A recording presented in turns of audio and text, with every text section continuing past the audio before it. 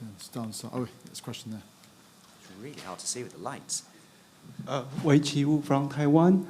Great talk. My question is, why this, if this is related to the impurity of the silicone oil, and while the silicone oil remain in the eye, the vision did not drop, but rather when you take it out, theoretically this should be good to the eye. So how come the vision start to get lost after you remove it?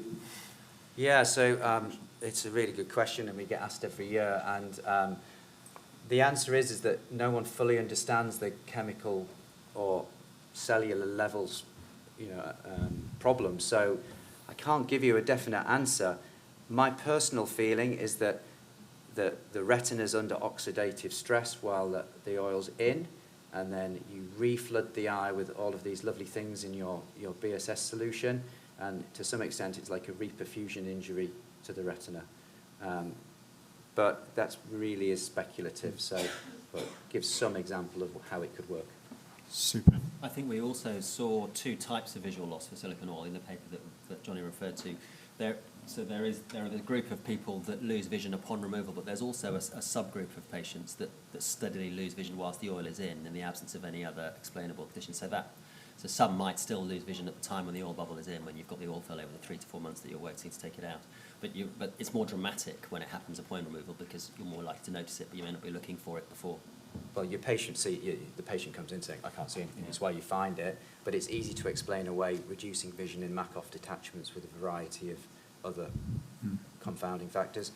We'll move on to Anne's talk. Sorry. Thank you very much.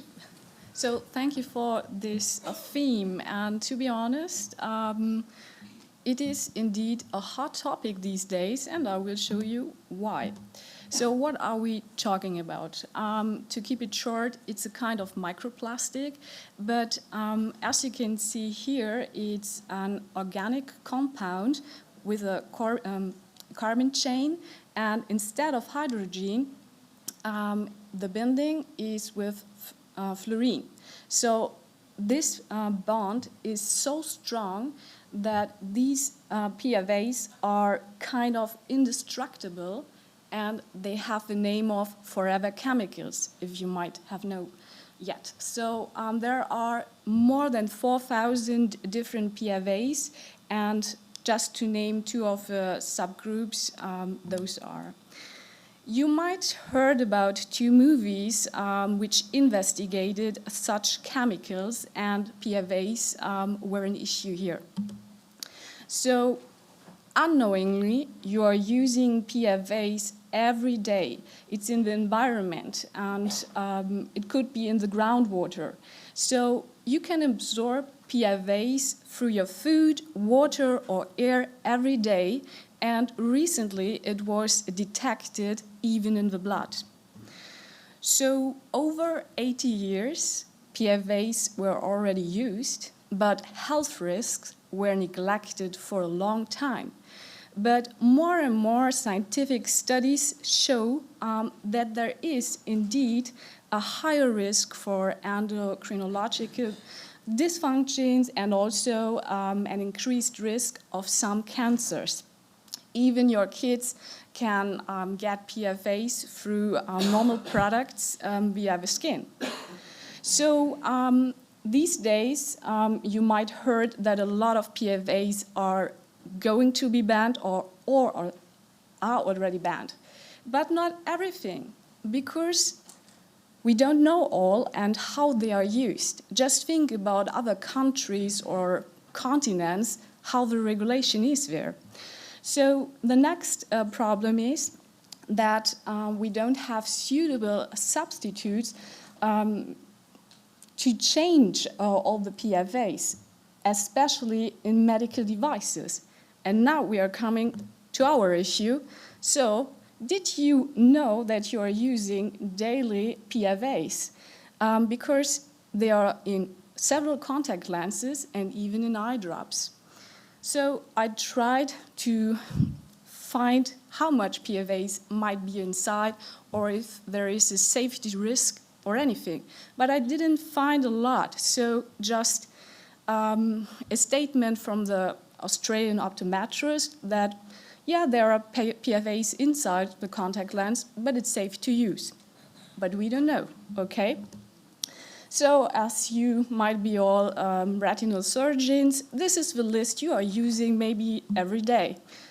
To make it short, this is what you're using. PFCl, we were already talking about.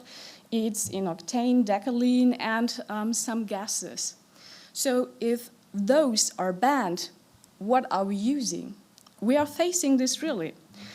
So we have a problem that we are dependent on most of these products. The purification steps might be great and comprehensive, as Helge already told us, but do we know the exact amount of PFAs? And it's actually unclear, does it matter in any way?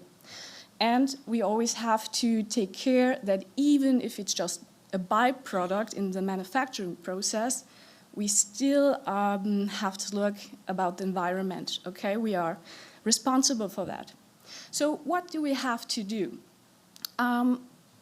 As there is much more known about PFAS right now, it should also add some toxicity test for the manufacturers, and we should search for alternatives. And just one slide, I'm sorry, because I have to show this. One alternative might be a hydrogen-based vitreous substitute, but this might be another topic, so thank you.